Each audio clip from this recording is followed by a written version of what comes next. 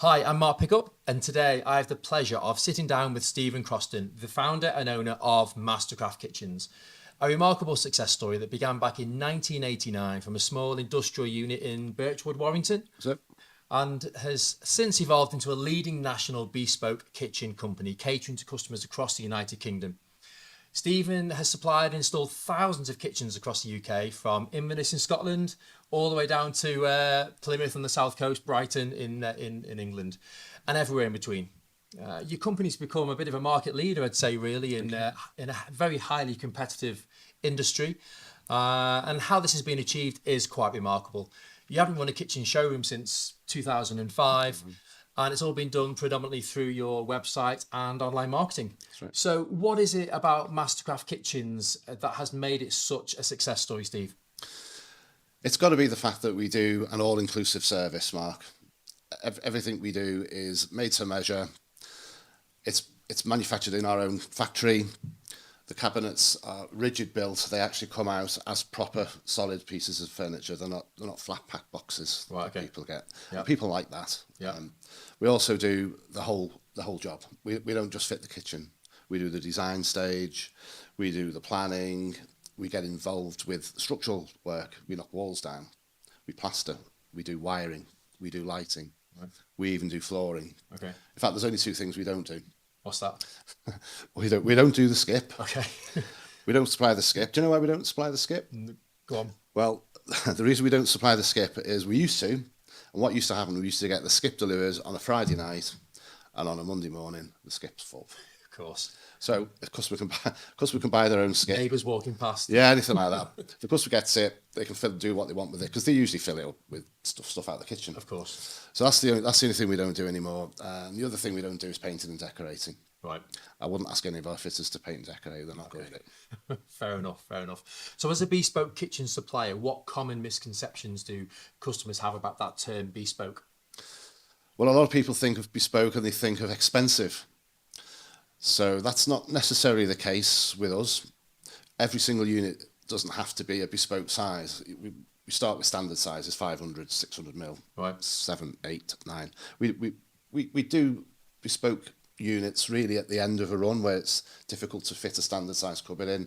We can do bespoke heights right up to the ceiling. So if you want your kitchen cupboards right to the ceiling, you're not going to get that at Wren, or you're not going to get it anywhere else. Fine. We can make that unit bespoke right to the top, but it doesn't have to be every unit. If it was every unit, then yes, it's going to be really expensive. But we try to mitigate that by doing a few standard units in the design as well. So speaking about the design, tell me about the actual design process. How does that work? Well, obviously we don't have showrooms anymore. Right. So yeah, how does that work? So the way it would work is we'd go out to the customer, we'd visit them at home, and we usually spend about an hour and a half sitting down with the client, having a cup of coffee, and we'll make a list of what they're really wanting. Sometimes they don't even know what they want. Right. You often get that. And sometimes the husband and the wife are arguing About it. I've been in that position. So they can be arguing about that. So it's a question of sitting down, find out what they want, making a list, measuring up, and what we do then is we take all that information back to the design studio, and we've got our own bespoke software where we plan out in 3D. We do 3D visualizations. Yeah. What we'll do then is we'll make another appointment.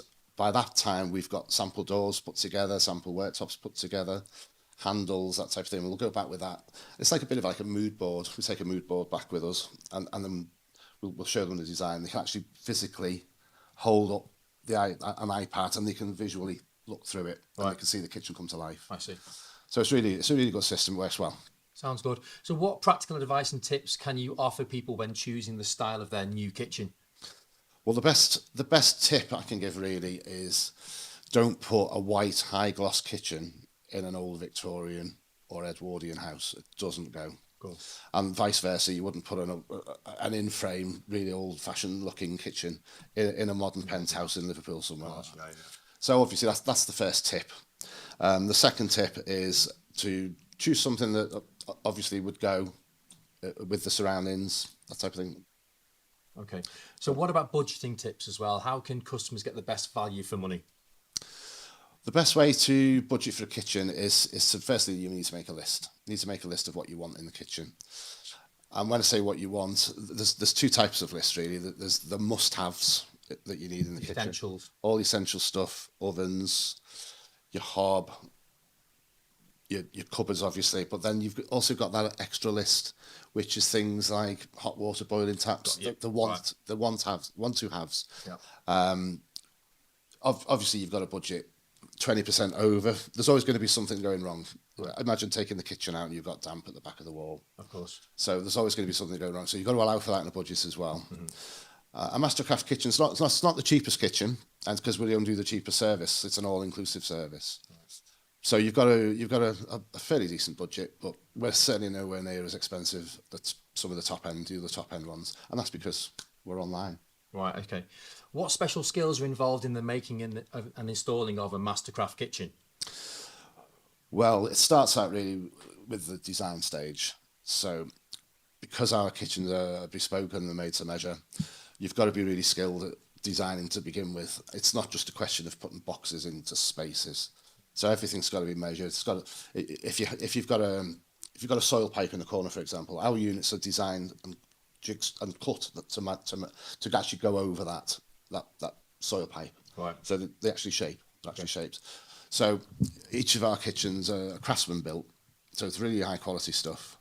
So you've got to really be at the top of your game as a joiner, as a cabinet maker at the factory, and that follows all the way through, right from electricians to joiners, plasterers. It really is a highly skilled job, and it's not the easiest industry to be in, to be fair. Okay, so tell me about the company's commitment to the environment then. How eco-friendly is Mastercraft Kitchens? Very. Well, we don't run showrooms anymore, so Right. obviously we're not burning lights through the night, and we're not using lots of electric.